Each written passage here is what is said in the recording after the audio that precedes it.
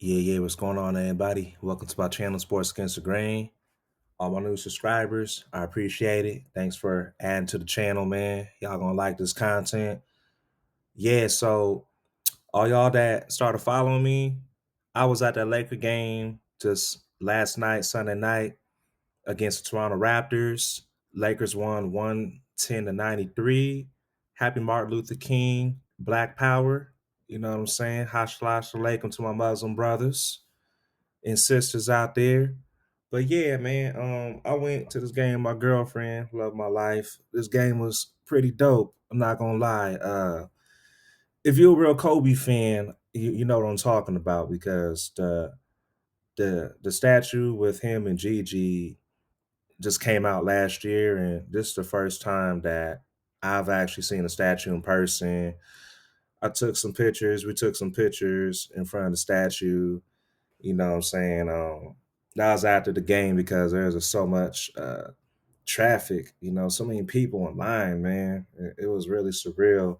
And of course, if you remember, January 6th, I believe, 2006, it's been 20 years since Kobe scored 81 against the Toronto Raptors. And that was on Chris Bosh and Jalen Rose and all them. And, the Lakers had Smush Parker and Lamar Odom and just the good old days, man. If you're a millennial, you know what I'm talking about. Like I was in high school, senior year when that happened. But anyways, man, the Lakers actually were playing the second game of a back-to-back.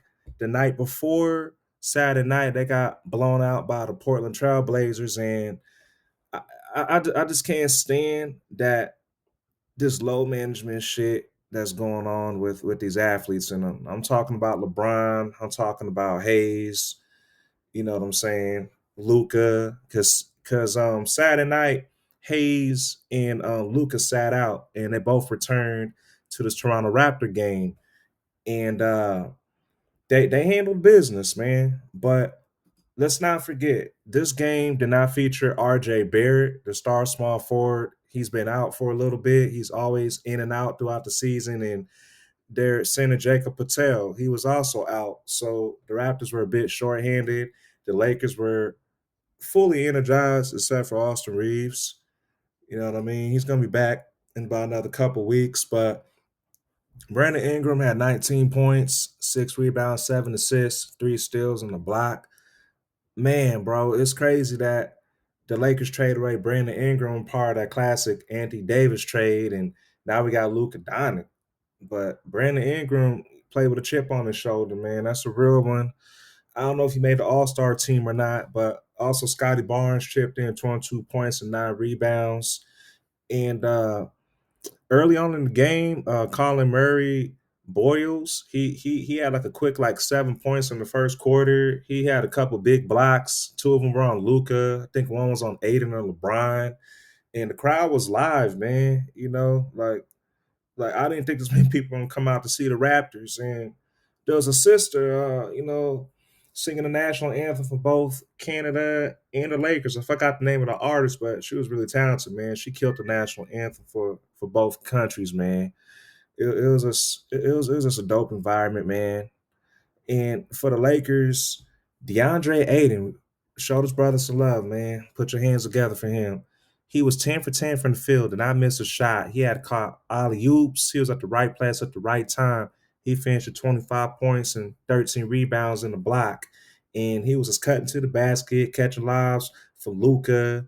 LeBron even gave him some nice dimes. And if he can be more consistent, and what I mean by that, like be more tougher in the paint. Last night he was more physical than he usually is. And if, LeBron and Luka actually give him some low post touches instead of having him kind of be a role player to get 25 and 13, who knows, man? Like he could be that fourth anchor, that fourth leg when Austin Reeves come back, or even be a third or a second leg on some nights. And then LeBron had 24, 4 and 7 assists, and he actually had 2 blocks. So I'll give it to the old fella, man. But to be honest, man, like for y'all just subscribe, y'all probably gonna unfollow me, man. Because if you look at my other videos, I've been going in on them. last night, man, I seen the old man struggle to get 24 points. In both games, these back to backs, LeBron had only 2 points in the first quarter. So this 24 was him warming up throughout the game. In the fourth quarter, he did hit two back to back buckets that kind of pushed the Lakers' lead in the double digits because this entire game, I think both teams didn't even have a 10-point lead the entire game until like halfway through the fourth when the Lakers finally pulled away. They held the Raptors on 13 points in the fourth quarter, you know. And Luka Doncic had 25 points, 2 rebounds, and 7 assists. And man, Luka is amazing too, man. If y'all see my shorts, I posted him and LeBron. Luka's 5 for 12 from three. It looks like a glitch when he shoot, bro. He moves so slow, but he's so poised and patient. It's just like how you see it on TV, man. Like he's about 6'7", 6'8". He shoots with a high arc. It's difficult to block that shot, man. And Rui Hachimura, he had 10 points off the bench. He came back and with 10 points off the bench. But one more thing, man. The Raptors got this cat, this foreign cat, man. I think it's from the UK or something. Not the UK, but like USSR, the Middle East. This dude named Sandro. I don't know how to say his last name. Mamukel Lajvili. It's close enough. I ain't no color commentator, goddamn it. Well, I am a color commentator on YouTube, but he dropped a dub off the bench, 8 for 12 from the field, 6 rebounds.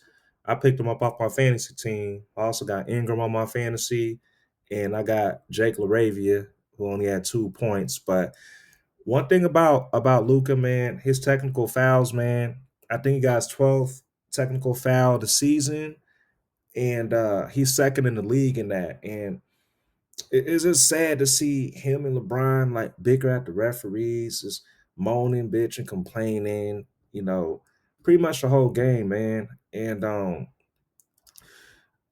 know people think that I'm a LeBron hater, and but I keep it real. Luka was complaining and whining too, man. I'm not biased when it comes to like calling out, some of these players and these teams, but like I even saw Bronny James get in for a little bit for a few minutes. He had no points, playing the last 2 minutes. He didn't take a shot. He looked scared out there, man.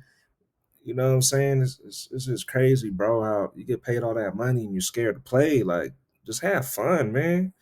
And Dalton Connect only played 2 minutes. I just think the Lakers are screwing him over.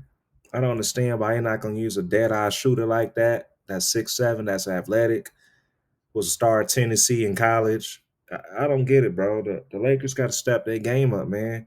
But now, for real, the Lakers are about to be on a road trip right now for the rest of the month. So this home game against the Raptors last night was the last home game for a while. They're going to play Denver on Tuesday, the Clippers on Thursday 22nd, and that's really a home game. And then they go to Dallas on the 24th. They play the Bulls on 26th. They play the Cleveland on 28th and Washington on the 30th.